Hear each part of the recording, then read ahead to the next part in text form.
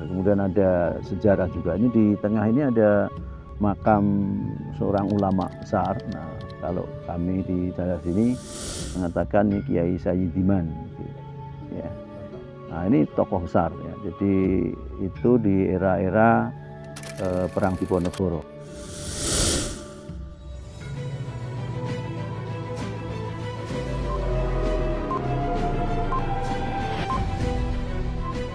Ini di Komplek Waduk Mulur, Bendosari, Sukoharjo. Cukup Pak ya, di waduk ini kalau boleh tahu Pak lagi dekat di sekitaran waduk. Apa nih jadi ceritakan dikit. Oh iya. Kita bicara tema tentang musyawarah. Oke, jadi Waduk Mulur ini memang tidak bisa dipisahkan dengan Kasunanan Surakarta, karena memang ini dibangun oleh Sinuwun. Ada beberapa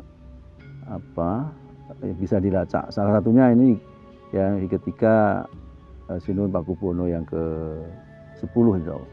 Nah, ini cukup luas waduk ini. Kalau tidak salah saya mengingat dulu sampai pada 125 hektar sekitar itu. Ya. Dan ini dulu ketika saya kecil memang sempat jadi ikon wisata, ya mungkin destinasi wisata itu kan. Sekitar tahun berapa Pak? Ya event-event rakit atau dayung itu sering diadakan lomba sini.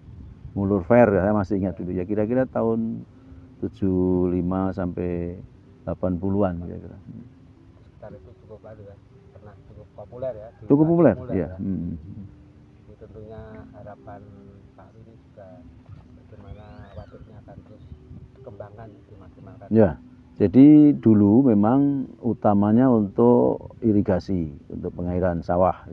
Tapi setelah adanya Waduk Gajah Mungkur, kemudian adanya saluran Colo Timur, itu memang peran atau fungsi dari Waduk Mulur ini menurun, artinya berkurang.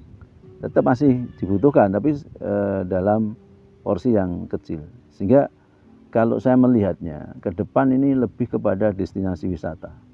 Nah, yang pertama keuntungannya ada nama sudah populer, kemudian ada sejarah juga. Ini di tengah ini ada makam seorang ulama besar. Nah, kalau kami di daerah sini mengatakan ini Kiai Sayyidiman.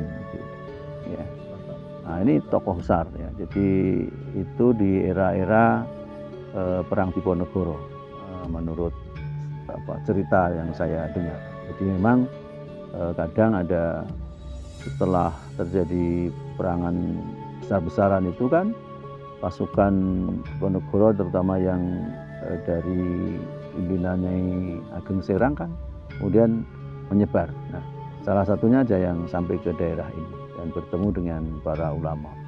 Karena memang dulu terdukung juga oleh para ulama, Kiai Mojo dan sebagainya. Luar biasa. Nah, ini memang punya sejarah. Di era 80-90-an ini juga cukup terkenal, bahkan sampai mungkin masuk ke 2000-an awal sebagai bumi perkemahan di sini, Pringgondani. Lapangan dulu juga cukup terkenal ketika belum banyak lapangan sepak bola, maka Pringgondani ini sudah biasa mengadakan turnamen. Termasuk ketika saya Ketua Pemuda Muhammadiyah Cabang Wonocari, itu saya juga biasa menyelenggarakan turnamen sepak bola untuk kemanusiaan. Jadi dulu sudah kita buat bagaimana turnamen itu hasilnya untuk membantu untuk beasiswa bahasa sekarang. Kemudian beberapa kali kami membiayai operasi katarak dan bibir sumbing dari hasil turnamen sepak bola Pemuda Muhammadiyah di sini di lapangan Pringgondani ini. Sekitaran wilayah Waduk Mulur ya? Iya. Ini kan di sebelah depan itu kan ada lapangan dengan standar ukuran yang sudah standarnya memenuhi standar memang. Tapi kemudian sekarang sanitasinya menjadi tidak bagus sehingga beralih fungsi. Ini dulu namanya klub legendaris di Mulur namanya Pringgondani. Itu legendaris itu ya. Tapi ini karena fungsi lapangannya kemudian menurun, ya ke depan ini bisa menjadi program bagi pemerintah untuk menghidupkan potensi Waduk Mulur dan lingkungan. Tentunya sebenarnya dalam membangun potensi ini Hmm. perlu musyawarah, Oh ya pasti. melibatkan semuanya, Insya Allah. di antara pemerintah, Hmm. dengan masyarakat, Hmm. dan kita tentunya dengan tokoh-tokoh masyarakat juga. Ya Apa pasti. betul ya tentang musyawarah itu? Iya, penting, amat sangat penting. Segala sesuatu kalau dilakukan dengan musyawarah, setidaknya meminimalisir konflik, meminimalisir salah, karena dipikirin banyak orang. Gitu ya.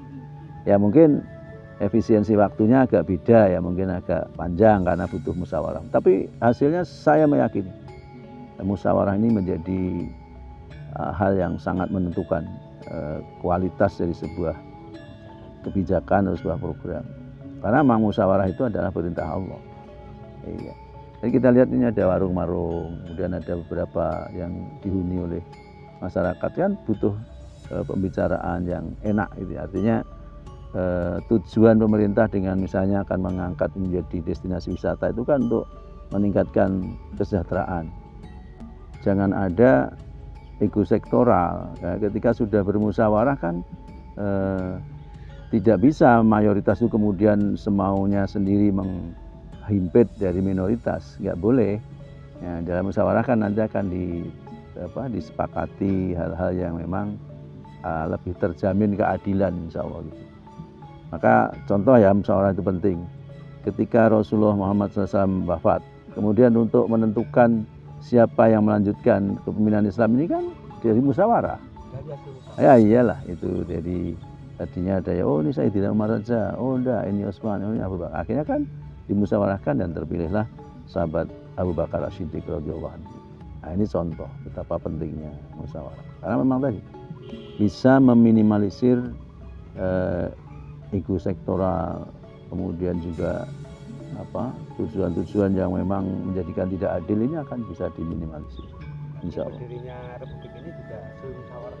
Ya, saya kira kalau kita belajar sejarah, ya pastilah untuk menentukan dasar negara, bentuk negara. Ini kan semuanya dimusyawarahkan. Maka di Pancasila kan jelas sila yang keempat itu ya. Nah, jadi itu uang permusyawaratan itu menjadi ciri khas bangsa kita.